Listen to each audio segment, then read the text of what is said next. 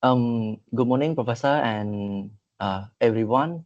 So we are baby observation team, and we are so excited to be here today to present you about our group project.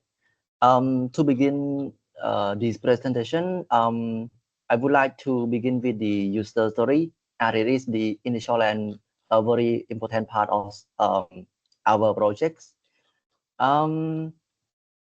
The story begins by the parents and the baby.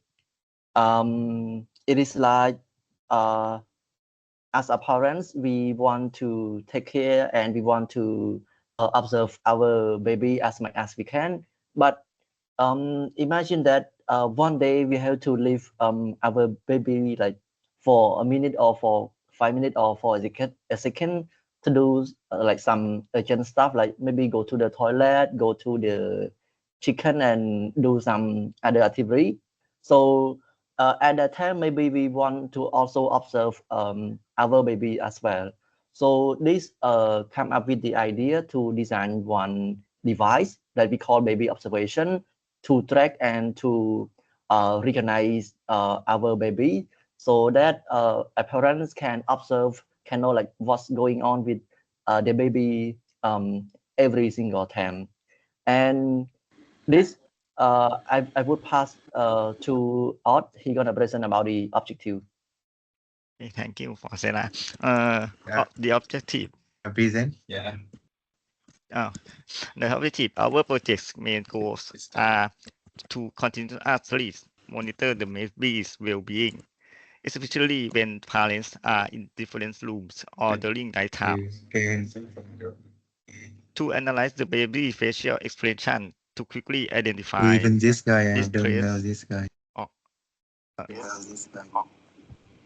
or crying, and to detect sound decision of the baby. Okay, let me explain how our system works step by step on PIC4 diagram.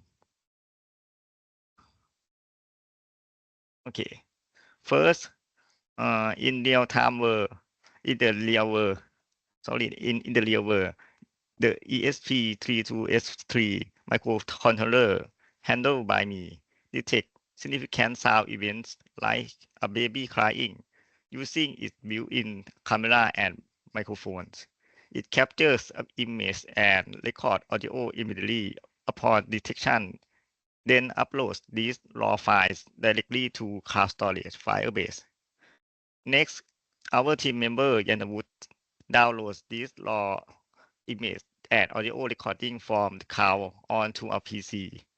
Yanavut performs classification tasks.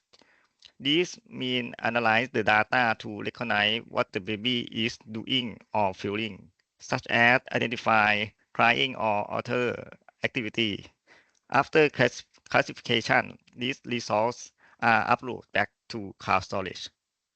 Finally, our author team member, Sela, creates a user-friendly mobile application. This application fetches classification results from cloud storage using a REST ESC API and clearly present them on a smartphone for easy viewing.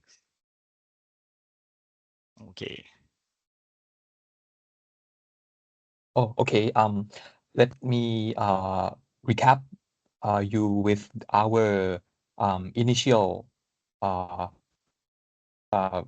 system architecture that we have presented in the early stage. So that diagram shows the full flow of our baby observation system.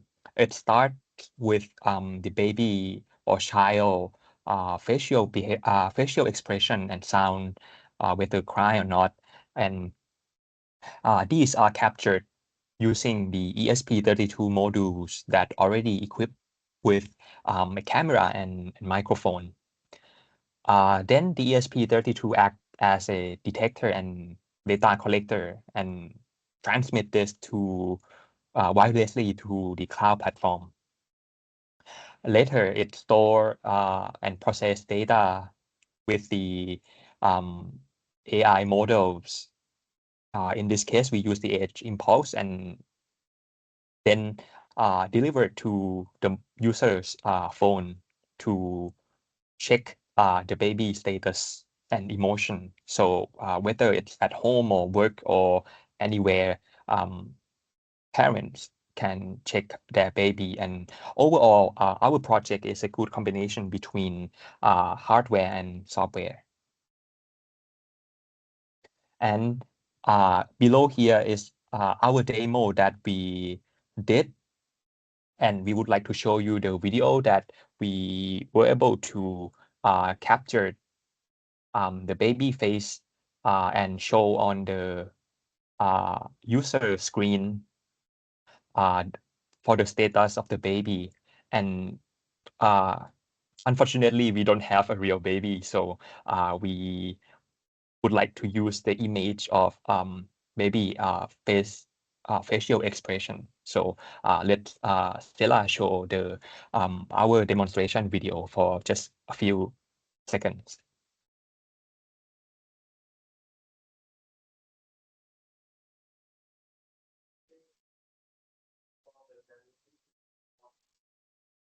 I'm sorry, my screen PC is freeze. This video supposed to. It is supposed the video. Can you let me play change one. the? Oh yeah, you can then like directly. Yeah.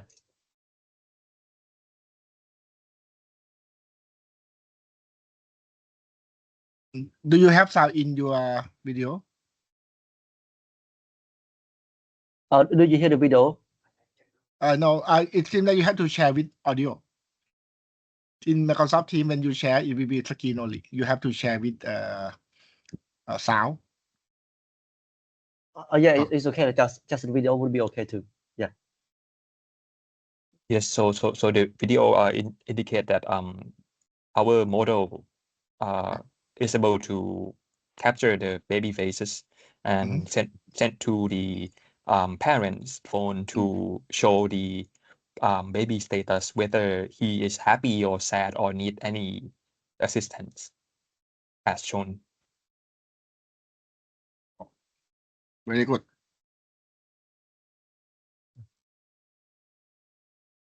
Okay, next stage, we would like to move to each of our responsibility in this project. Okay, start with our team member, Nattapol. I'm going to share my work on the baby observation project. My responsibility was to write software that automatically capture image and records audio when the system detects loud noise, loud sound such as a baby crying. First, sound detection. Sarah, can you go down the page a bit? Okay, thank you. First, sound detection. The microphone is always listening. It calculate how loud the environment is using a method called root mean square. When the noise level exceeds a set threshold, the software starts capturing data and recording stop automatically after about 3 seconds of silence. Next, capturing the image. Immediately after detecting the loud noise, the camera takes a small but clear picture. The picture size is 320 by 240 pixels. Each image file is named with the exact time of capture, making it easy to find later. Then, recording audio. Audio recording starts at the same time as the image capture and continue recording until the system detects approximately 3 seconds of silence. Finally, uploading to Firebase. Watch image and sound files are uploaded safely to Firebase cloud storage. Clearly named with the timestamp.